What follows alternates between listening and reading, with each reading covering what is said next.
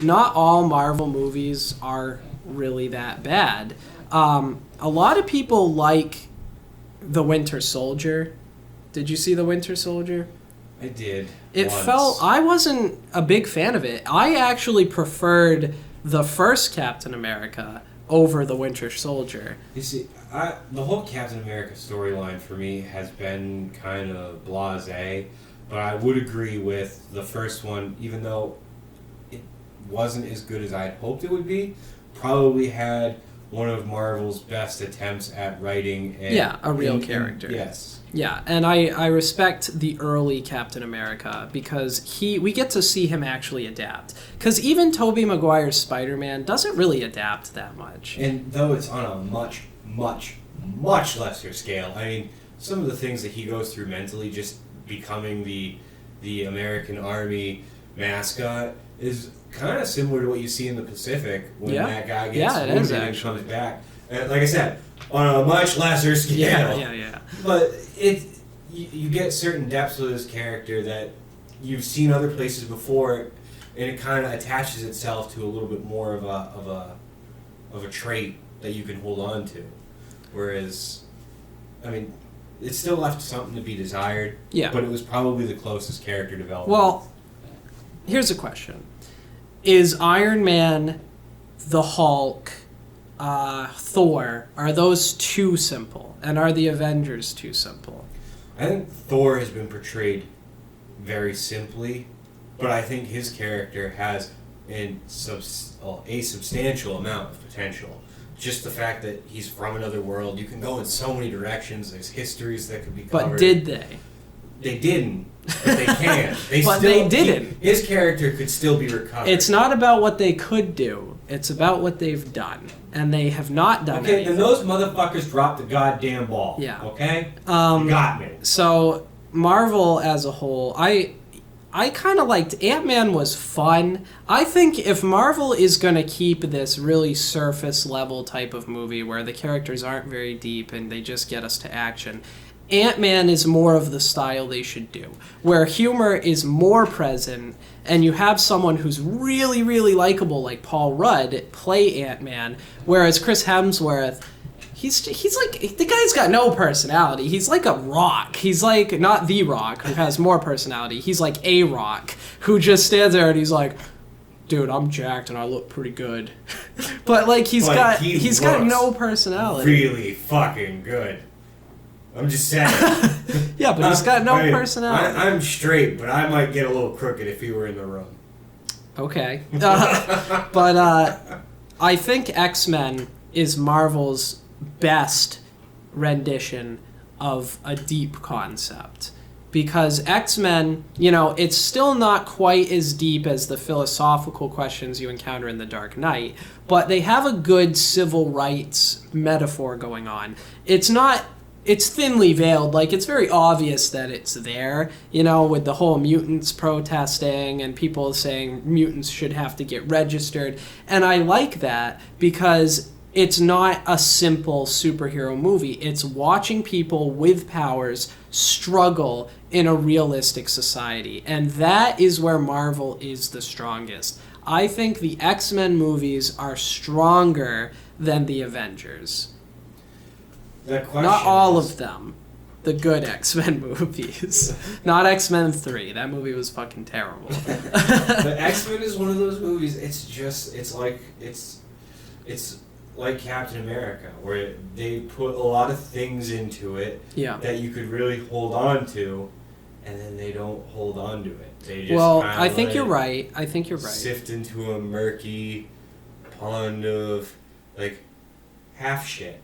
Well, I think X-Men, the original X-Men, did a good job of it. I think First Class is probably my favorite of all the X-Men. And Days of Future Past, is still keeps a lot of that fear of mutants, they shouldn't have rights, they're too dangerous, we need to exterminate them.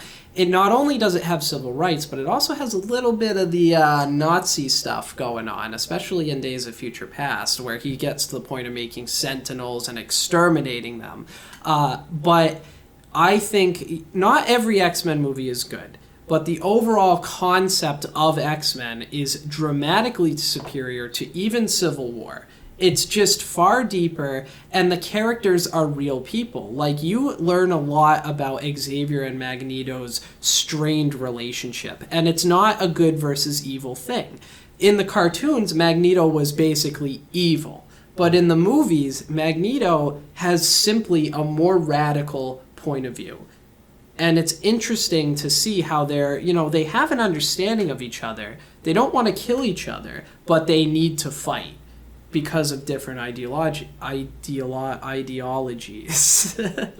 But do you see what I'm saying? Like, it's much better than the Avengers.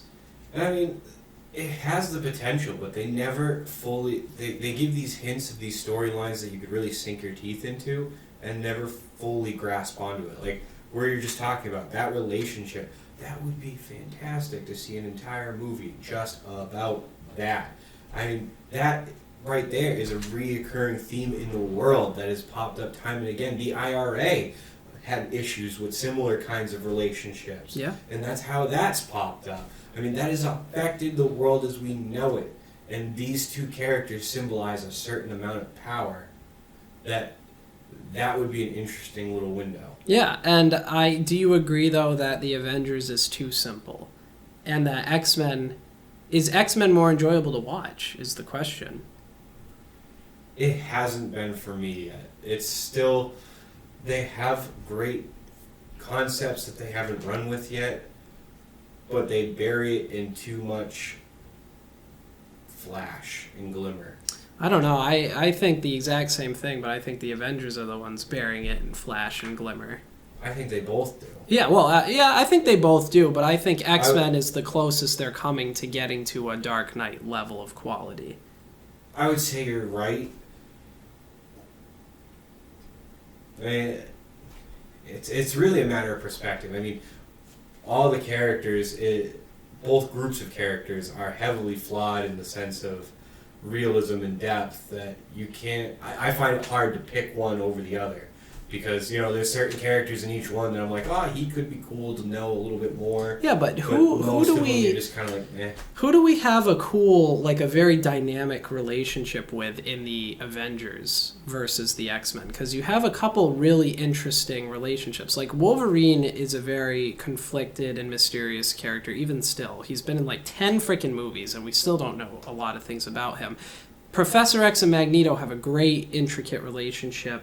Who has a relationship like that within the Avengers? Captain America and Iron Man is the only, recurrent relationship. And the only reason it's even become a relationship was in the most recent movie. Well, no, they've kind of alluded to it at times before, more in a comedic value, but it's been there with its potential. I always think there's more room, if they ever want to do it the correct way, to go back into Thor and Loki, because, like I said, that's a perfect scenario for two characters to really have at and develop. The Hulk, that's kind of a waste of space and breath. I thought Edward Norton had potential, but fucking Mark Ruffalo, man. My thing is cue the spotlight video clip. The whole movie, whenever he's not talking, he's just kind of got a look on his face where he's like, yeah, and his voice, it's like, the priests are here. Mark Ruffalo. If Edward Norton can't make it great, then that probably means your character's shit. That's a good point. Edward Norton That's can a good point. Do anything. He's one of the best actors around, in my opinion, and he couldn't even make the Hulk really that intricate. Yeah. So. And that's the thing, he is one of maybe 6 guys or actresses, not gender specific, that could do anything. Yeah, I agree. I think that really speaks to the oversimplicity of a lot of Marvel characters. Mm-hmm. He brought an entire movie to life that turned out the fucker was fighting himself. That's another thing, though. Jeremy Renner is another high-level actor. Oscar caliber for The Hurt Locker. And he's wasted on a side character named Hawkeye, Who the fuck's Hawkeye? Do we know anything about No. Hawkeye? Though, if you have a free moment, go on YouTube and check out The Tonight Show where Jeremy Renner sings a song as Hawkeye. Fucking hilarious. So what do you guys think? Do you think that... Can you make an argument for X-Men being artistically superior to the Avengers? I know what'll save this franchise. Tom Hardy! Ooh, no. Devilishly good He's looking already and made devilishly skilled. Marvel by creating Justice League. And rather than do what Marvel did and separate it into a bunch of different movies like they should have, they tried to just add in a bunch of parts in Batman v Superman to set up Justice League.